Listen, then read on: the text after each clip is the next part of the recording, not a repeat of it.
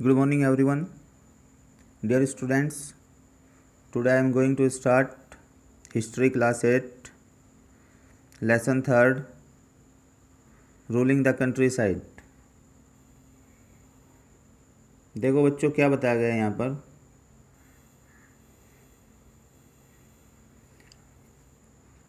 ये पेंटिंग है, पेंटिंग देखिए। फिर पेंटिंग के बाद टेक्स्ट पे आइए, टेक्स्ट देखिएगा। The company becomes the diwan. Company दीवान बन गई। ऑन 12 अगस्त 1765, 12 अगस्त 1765 को the Mughal emperor appointed the East India Company. Mughal बादशाह ने नियुक्त कर दिया ईस्ट इंडिया कंपनी को as the diwan of Bengal, Bengal के दीवान के रूप में। The actual event most probably took place in Robert Clive's tent. वास्तविक घटना ये रॉबर्ट क्लाइव के टेंट में घटित हुई। जो रॉबर्ट क्लाइव का तंबू लगा हुआ था उसमें ये वास्तविक घटना घटित हुई।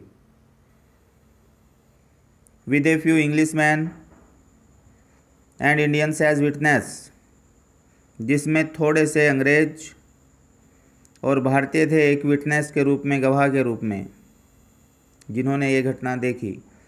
बट इन द पेंटिंग एबो, लेकिन उपरोक्त पेंटिंग में द इवेंट इज शोन, घटना को दिखाया गया है as a majestic occasion taking place in the grand setting,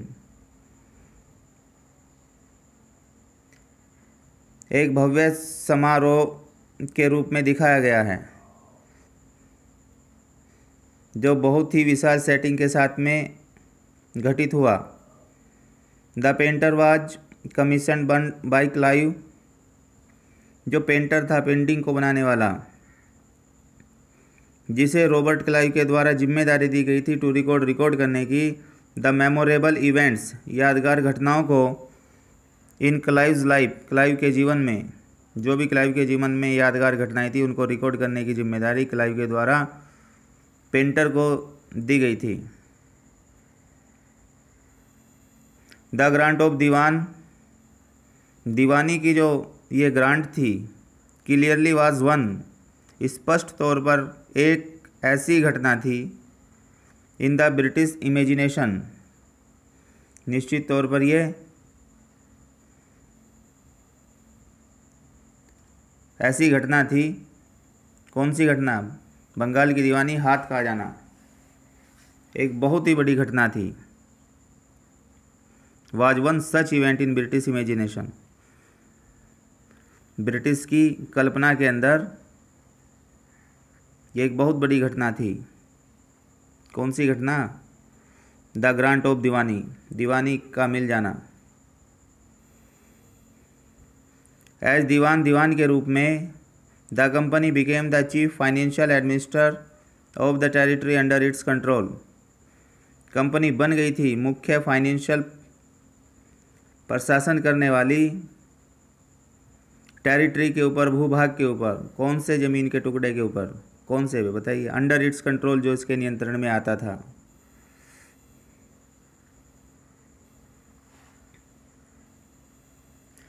now अब it had to think of administering the land, अब इसको सोचना पड़ता था उस भूभाग को एडमिनिस्टर करने के बारे में, उस पर प्रशासन कैसे चलाना है इसके बारे में। एंड ऑर्गेनाइजिंग, और इंतज़ाम करने के बारे में। इट्स रेवेन्यू रिसोर्सेज, अपने रेवेन्यू के जो स्रोत हैं उसको ऑर्गेनाइज करने के बारे में सोचना पड़ता था।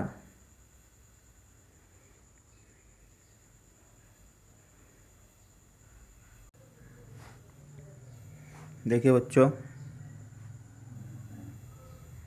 This had to be done, इसको किया जाना था इन ए वे, इस तरीके से, दैट कुड यील्ड, जो पैदा कर सके, कमा सके, इनफ रेवेन्यू, पर्याप्त लगान को, पर्याप्त रेवेन्यू को,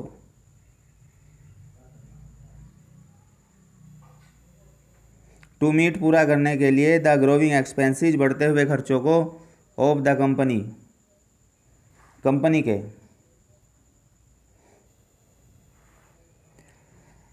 यानी कंपनी के बढ़ते खर्चों को पूरा करने के लिए काफ़ी आमदनी जुटाई जा सके।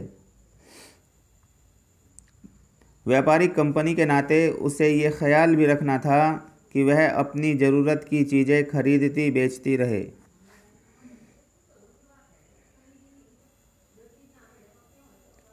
As trading company had also to ensure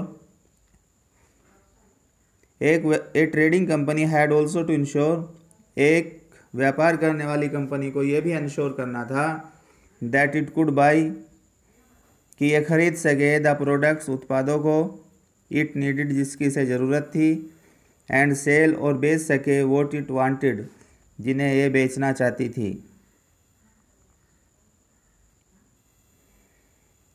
अब देखिए बच्चों आगे। समय के साथ कंपनी को यह भी समझ में आने लगा कि उसे सावधानी के साथ आगे बढ़ना होगा।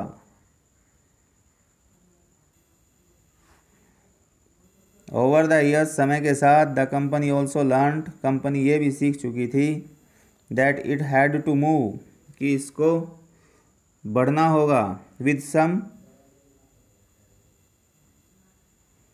कॉजन कुछ सावधानी के साथ। बाहरी ताकत होने की वजह से उसे उन लोगों को भी शांत रखना था जो गांव देहात में पहले शासन कर चुके थे।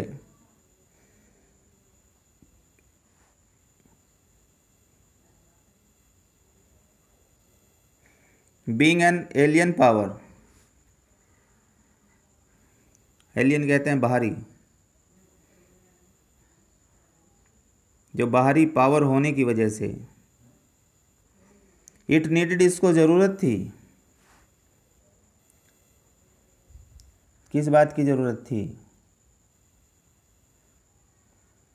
टू पेसिफाई शांत करने की दोज उनको हु इन द पास्ट जो पास्ट में बीते समय में हैड रूल्ड राज कर चुके थे द कंट्री साइड देहात के ऊपर गांव के ऊपर, जो गांव के ऊपर राज कर चुके थे।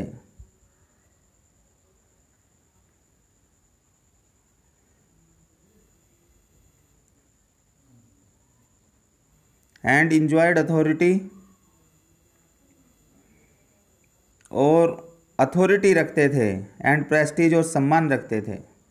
अब भी इनके पास अथॉरिटी और सम्मान था।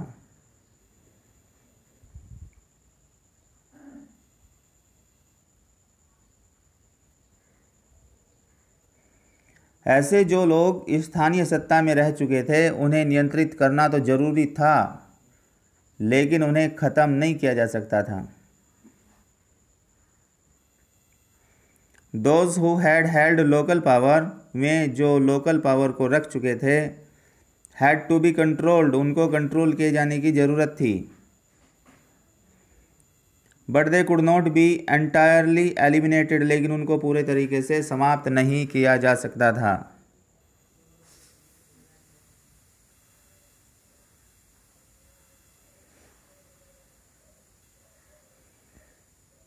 यह काम कैसे हो? हाउ वाज दिस, हाउ कैसे, वाज दिस यह टू बी डन किया जाए, यह कैसे किया जाए। इस लेसन में हम यही देखेंगे कि कंपनी ने ग्रामीण इलाकों को कैसे उपनिवेश बनाया। In this chapter we will see, हम देखेंगे हाउ कैसे the company came to colonise, company colonise कर पाई, उपनिवेश बना पाई द कंट्री साइड देहाती क्षेत्र को, और साथ में क्या ऑर्गेनाइज कर सकी रेवेन्यू रिसोर्सेज को, जो भी आमदनी के साधन थे, रेवेन्यू के स्रोत थे।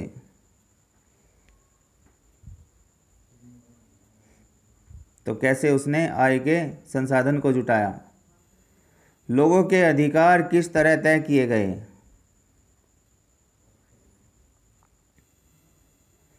रीडिफाइन, फिर से परिभाषित करना यानी तय करना। द राइट्स ऑफ पीपल, लोगों के अधिकार, लोगों के अधिकार को हाउ किस तरीके से कंपनी ने रीडिफाइन किया, फिर से परिभाषित किया। कैसे तय किया? एंड प्रोड्यूस द क्रॉप, और फसल को कैसे प्रोड्यूस किया। इट वांटेड, जो ये चाहती थी, जो फसल ये चाहती थी उसे कैसे उत्पादित किया। Revenue for the company, company की आमदनी। कंपनी दीवान तो बन गई थी, लेकिन अभी भी खुद को एक व्यापारी ही मानती थी। कंपनी भारी भरकम लगान तो चाहती थी, लेकिन उसके आकलन और वसूली की कोई नियमित व्यवस्था करने में हिचकिचा रही थी। उसकी कोशिश यही थी कि वह ज़्यादा से ज़्यादा राजस्व हासिल करे और कम से कम कीमत पर बढ़िया सूती और रेशमी कपड़े खरीदे। इसी कारण 5 साल के भीतर बंगाल में कंपनी द्वारा खरीदी जाने वाली चीज़ों का कुल मूल्य दोगुना हो चुका था। 1865 में पहले कंपनी ब्रिटेन से सोने और चांदी का आयात करती थी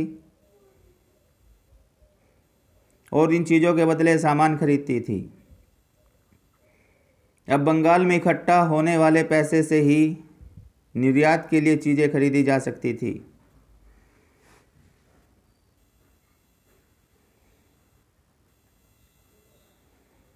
the company had become the diwan, company दीवान बन चुकी थी। But it still saw itself, लेकिन इसने अब भी अपने आप को देखा प्राइमरली, मुख्यतः एज ए ट्रेडर, एक व्यापारी के रूप में। It wanted a large revenue, ये एक बड़े स्तर पर आमदनी चाहती थी, रेवेन्यू इनकम चाहती थी, राजस्व से यानी लगान से होने वाली आमदनी ज़्यादा चाहती थी। बट वाज अनविलिंग, लेकिन अनिच्छुक थी, इच्छा नहीं रखती थी। To set up any regular system, कोई भी रेगुलर प्रणाली को स्थापित करने की। Of assessment and collection, assessment करने की, असेसमेंट जिससे निर्धारित किया जाता है कि किस पे कितना लगान बैठेगा, एंड कलेक्शन, और इकट्ठा करने की। ऐसे किसी भी रेगुलर सिस्टम को ये सेटअप करने की इच्छा नहीं रखती थी, इसके लिए अनविलिंग थी।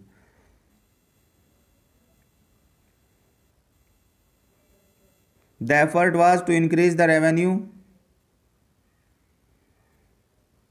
प्रयास आमदनी को बढ़ाना था, रेवेन्यू की। एज मच एज, इतना ज़्यादा जितना, इट कुड, जितना भी ये कर सकती थी, जितना भी ये बढ़ा सकती थी। और दूसरा प्रयास क्या था? And buy fine cotton and silk cloth, cotton और सिल्क क्लॉथ जो बेहतरीन किस्म थी उसको खरीदना। एज चीपली, इतना सस्ता करके, एज पॉसिबल, जितना संभव हो सके, जितना इसके लिए संभव हो सकता था। विद इन 5 ईयर्स, 5 सालों के अंदर, द वैल्यू ऑफ गुड्स, सामान की कीमतें, बोट बाय द कंपनी, जो कंपनी के द्वारा खरीदी गई, इन बंगाल, बंगाल में डबल हो चुकी थी।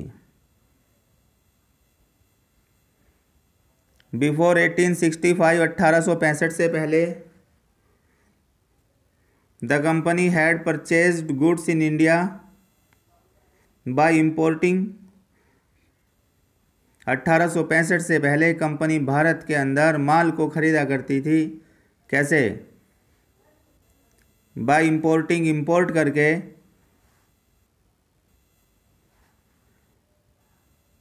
गोल्ड, सोने को, सोने का आयात करके खरीदती थी, सोना लेके आती थी यानी। और क्या?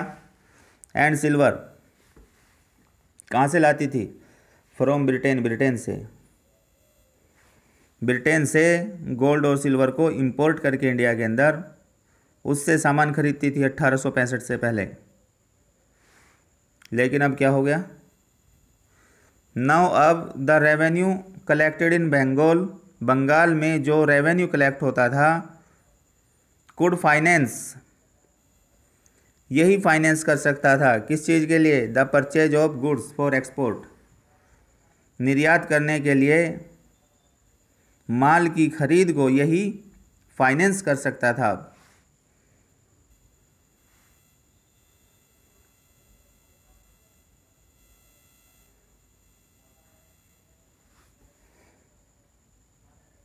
जल्दी ही ये जाहिर हो गया कि बंगाल की अर्थव्यवस्था एक गहरे संकट में फंसती जा रही है।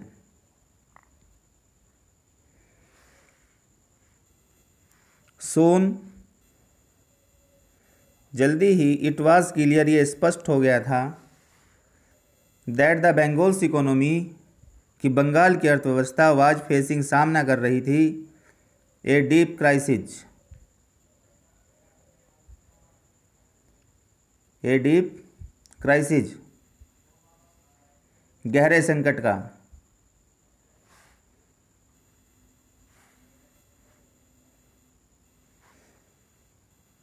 Artisans were deserting village since they were being forced to sell their goods to the company at low prices.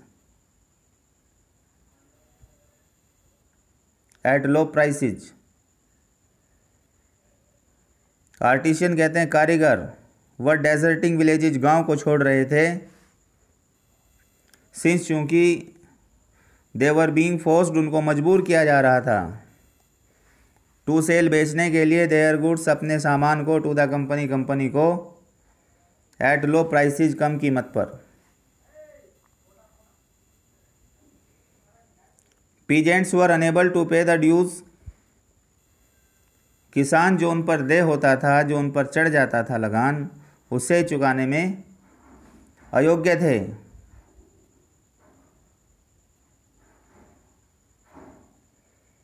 कारीगरों का उत्पादन गिर रहा था और खेती चौपट होने की दिशा में बढ़ रही थी, खेती चौपट होने की दिशा में बढ़ रही थी।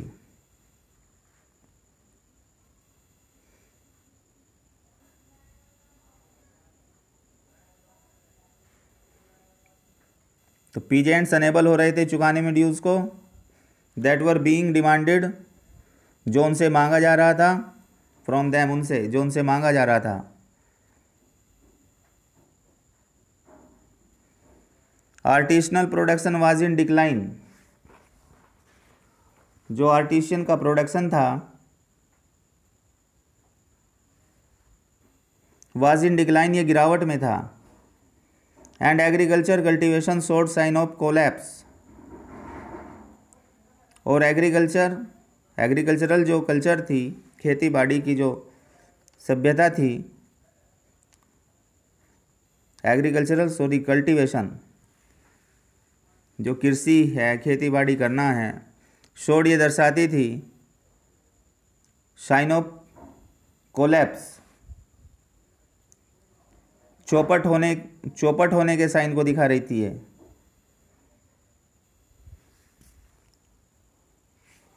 तो चौपट होने की दिशा में बढ़ रही थी। 1770 में बड़े अकाल ने बंगाल में 1 करोड़ लोगों को मौत की नींद सुला दिया। दैन फिर इन 1770 में ए टेरिबल फैमाइन, एक बड़ा अकाल, किल्ड, इसने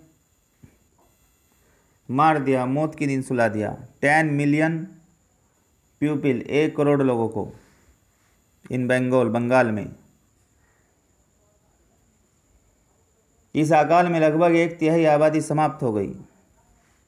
अबाउट, लगभग 1/3, 1/3 ऑफ द पॉपुलेशन, जनसंख्या की लगभग 1/3 जनसंख्या वाज वाइप्ड आउट, समाप्त हो चुकी थी, वाइप्ड आउट, समाप्त हो चुकी थी।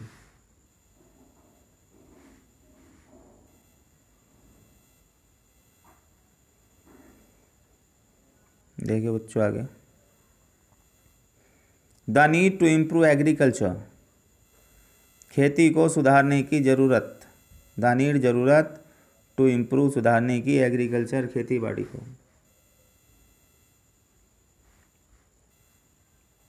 खेती बाड़ी को सुधारने की ज़रूरत।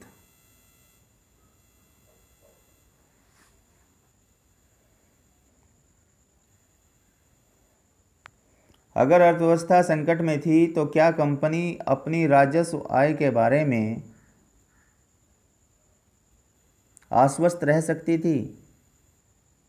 कंपनी के ज़्यादातर अफसरों को ये लगने लगा कि ज़मीन में निवेश करना और खेती में सुधार लाना बहुत ज़रूरी है।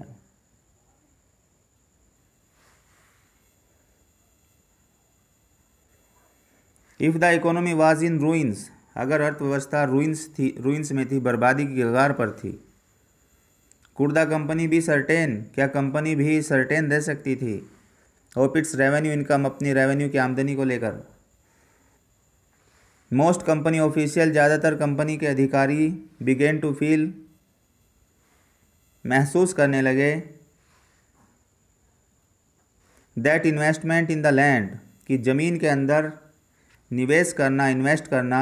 हैड टू बी इंक्रेज्ड, इसको इंक्रेज किया जाए, बढ़ाया जाए। And agriculture had to be improved, और खेती बाड़ी को सुधारा जाए। ये फील करने लगे अधिकारी भी।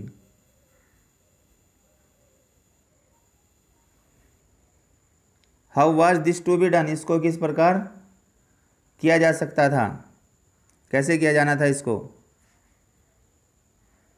इस सवाल पर 2 दशकों तक बहस चली।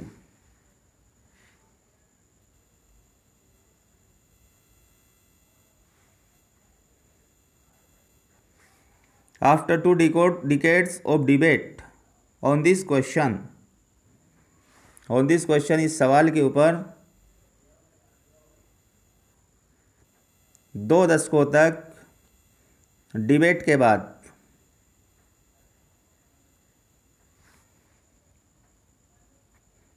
क्या हुआ। The company finally introduced, company ने फाइनली लागू कर दिया द परमानेंट सेटलमेंट इन 1793।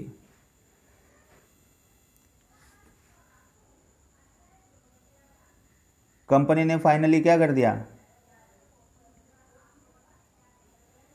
स्थाई बंदोबस्त 1793, परमानेंट सेटलमेंट 1793 को लागू कर दिया।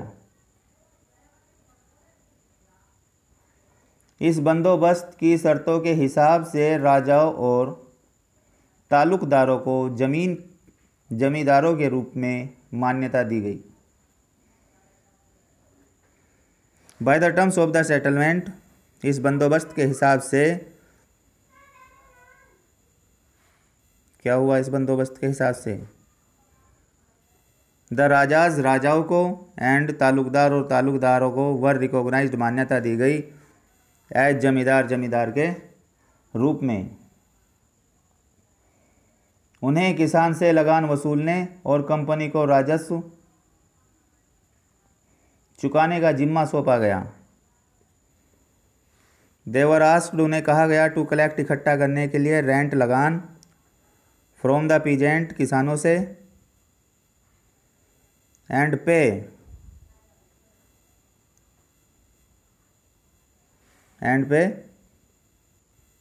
रेवेन्यू, और लगान को चुकाने के लिए, टू द कंपनी, कंपनी को राजस्व चुकाने के लिए। The amount to be paid was fixed permanently, धनराशि जो चुकाई जानी थी स्थायी कर दी गई थी, फिक्स कर दी गई थी परमानेंट तौर पर। दैट इज, अर्थात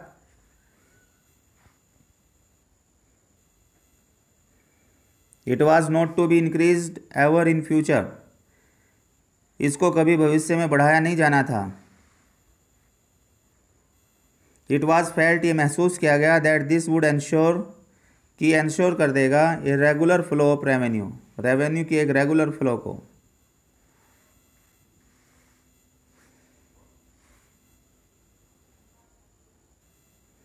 into the companies coffers, and at the same